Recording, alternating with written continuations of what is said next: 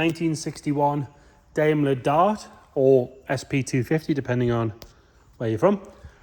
This one comes with this lovely registration plate, 250 TPD.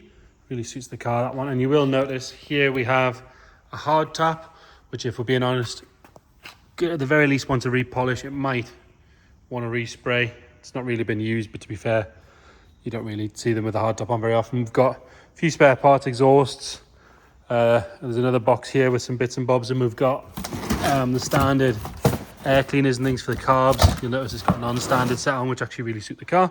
We have the tonneau for the hood and a full cover as well. It's got this lovely soft top on it, which, as you can see, is in really, really nice condition. Back windows are lovely and clear. It's got a couple of wrinkles in it because we've just had it down for the photos, but there's no rips, no tears, there's no yellowing on it. All the seams are lovely. And then where the ribs are, which normally wears through, as you can see, really nice, lovely and taut all the way across. All the seams are good. All the press studs are where they should be and nice and tight as well. But definitely a one-man job to put up and down, which is always good. Bodywork-wise, we're going to start on the front driver's side, work our way around. We'll pop the camera underneath, which is the important thing on these, as they are fiberglass. And then we'll go for the interior. We'll check the engine bay out and we'll go for a cold engine startup. So again, like I said, there's no rush to look for in the bodywork. Obviously, things like arches and stuff, not really an issue.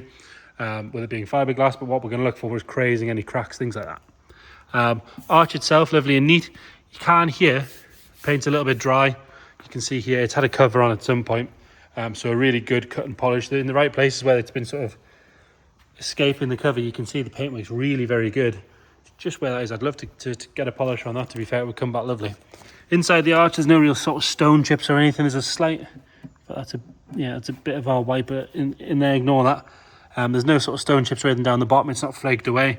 It's on this lovely set of chrome wires with the knockoffs. Loads of tread left in the tyres. There's no real sort of chips or damage or anything like that. Panel gap on the door is very good. Usual little bit of the dart, it kicks out ever so slightly at the bottom, but generally very, very good. Chrome weight around the window. That's nice and neat. The seal is soft. Around the air vents are good. Normally you find an excess buildup of paint and things like that, but this one's all nice and neat. The front screen is nice and clear as well. At this point, we're going to pop the camera underneath because, as you can see, I appreciate it's dark. It is very, very good underneath. It's recently just had a little cleaning of paint on the chassis, and the owner told me it was really good when he cleaned it all off. There's no sort of patchwork of welding or anything like that. We'll pop it underneath from the other side as well so we can get a good look in there. Coming down this side, there's no real marks to note on the rear quarter. Inside the arch is nice and clean. Again, there's no sort of stone chips or anything down the bottom here where you would normally find them. All good on that rear wheel and tyre. And again, you can come back down that side. You can see it's lovely and straight. It's not wavy like some of the bad fiberglass paint jobs. You can see this is generally very good, especially with it being black. It's very unforgiving. But like I say, there's a few sort of dry patches here and there where a polish would make a massive difference. Rear bumper, the chrome work isn't perfect. There's a little bit of pitting here and there, but generally, as you can see, pretty good. Underside here, we'll put the camera under there while we're here. And coming around on the passenger side, same story. If you look down this side, nice and straight. It has that standard little door kick out at the bottom that can be adjusted. Lovely and clear on that rear quarter. One very slight chip in the paint just there on the arch, I'm guessing from a stone chip. The rest of it is good all the way around. Another good wheel and tyre. Nothing really to whinge about on this side at all, mark wise, all very nice and tidy. Put the camera underneath. That's really nice and neat. It did come in on a trailer from Cumbria this morning. I had a good look underneath. It does look to be good. And then moving forward again, where the cover's been here, you can see a bit of dryness.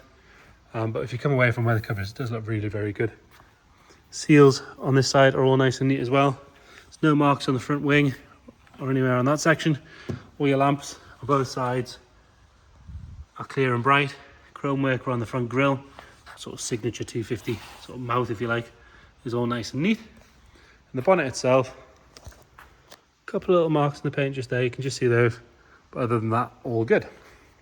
Moving on to the interior, and this lovely black leather interior with red accents. We've got red carpets, red seat backs, black leather, a little bit of sort of, almost you call it patina overwear on the centre section there.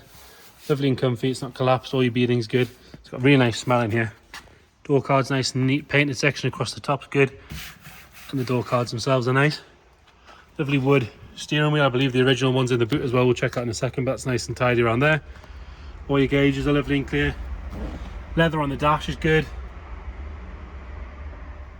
Really has a very good smell in here. I know that's sort of irrelevant, but it smells like nice old leather.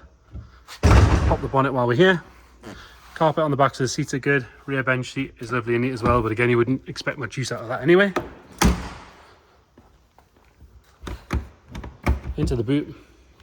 We've got some extra carpet, some more spare parts, and the original steering wheel there, like I mentioned.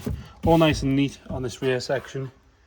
And in the shut, the underside of the boot lid's good. It does have the stay there in the corner as well. Hinges are nice and neat. And then into the front passenger side. Again, all good on the door. Door shuts are good. A little bit more sort of patina and wear on that centre section, but it's not cracked or dried out or anything like that. It's lovely and soft. This side of the dash is all nice and neat. And then under the bonnet, that 2.5 litre V8. It does have, like I said, non-standard filter covers on the carbs, but we do have the originals in the box. It has electronic ignition as well, and we've got some remote oil catch cans on the breathers there. It's been parked here a little while. It's not dropping any fluid on the floor, as you can see. It is stone cold, so we're going to give it a little bit of choke. So we'll give it a little bit of choke, fire it up. Fires up on the button. Immediately idling, lovely and smooth.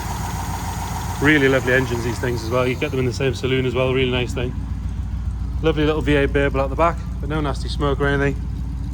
All good. So there you have it. Daimler SP250 Dart. If you've got any more questions at all, please check the description or please get in touch.